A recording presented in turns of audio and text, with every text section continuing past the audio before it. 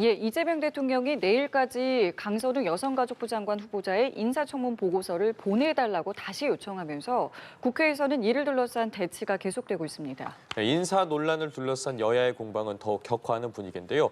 국회에 나가 있는 취재기자 연결해 보겠습니다. 이재동 기자 나와주시죠. 네, 강선우 후보자를 둘러싼 갑질 의혹 등과 관련해 여당은 엄호 기조를 유지하고 있습니다. 더불어민주당 김병기 당대표 직무대행 겸 원내대표는 오전 지도부 회의에서 윤석열 전 대통령과 김건희 여사를 향해 특검 수사와 재판에 협조하라고 촉구했을 뿐 강 후보자에 대한 별다른 입장은 내놓지 않았습니다. 김지호 대변인은 라디오에 출연해 대통령직 인수위원회 없이 시작된 정부인 만큼 강 후보자에게 기회를 줬으면 한다고 옹호했는데요. 다만 여권 내에선 지도부와 다른 의견도 공공연하게 표출되고 있습니다.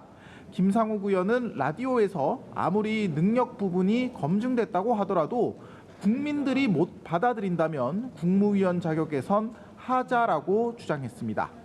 국민의힘은 강선우 후보자 임명이 보좌진에 대한 2차 가해라며 오늘도 맹폭에 나섰습니다.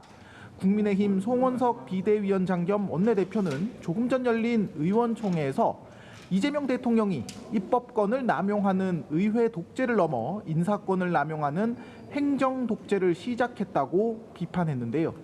강선우 후보자를 비롯해 안규백 국방장관 후보자, 정동영 통일부 장관 후보자, 권오을 보훈부 장관 후보자를 콕 집어 언급하며 국민을 우습게 보는 임명 강행이라고 지적했습니다. 이어 계엄 옹호 발언 등으로 자진 사퇴한 강준욱 대통령실 국민통합비서관 등을 거론하며 이재명 정권의 인사 전반을 보면 검증 시스템 자체가 존재하지 않는다고 목소리를 높였습니다.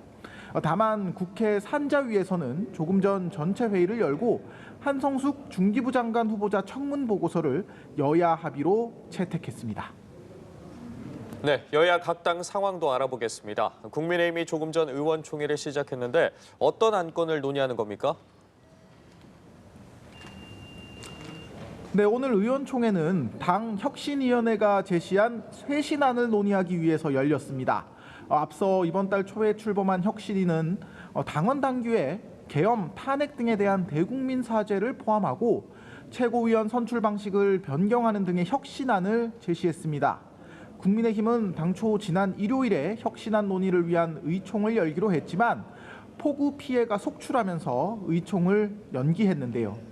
특히 혁신위가 송원석 비대위원장 등 4명을 인적 쇄신 대상으로 콕 집은 것을 두고 당내 반발이 쏟아지고 있어 여러 의견이 오갈 전망입니다. 이런 가운데 민주당은 정치검찰 조작기소 대응 태스크포스 2차 회의를 열었는데요. 대북 송금 의혹 사건과 대장동 개발 비리 의혹 사건, 김용 전 민주연구원 부원장의 불법 정치자금 수수 혐의 사건 등에 대한 검찰 수사에서 진상규명이 필요하다는 입장입니다. 민주당은 윤석열 정권 당시 이뤄진 이들 수사가 정치 표적 수사인지 따져보고 위법이 드러나면 책임자 처벌 등을 추진할 것으로 보입니다. 한편 국회는 오후 본회의를 열고 여야 의견이 적은 비쟁점 법안들과 김상환 헌재소장 후보자 임명 동의안을 상정해 처리할 전망입니다. 지금까지 국회에서 전해드렸습니다.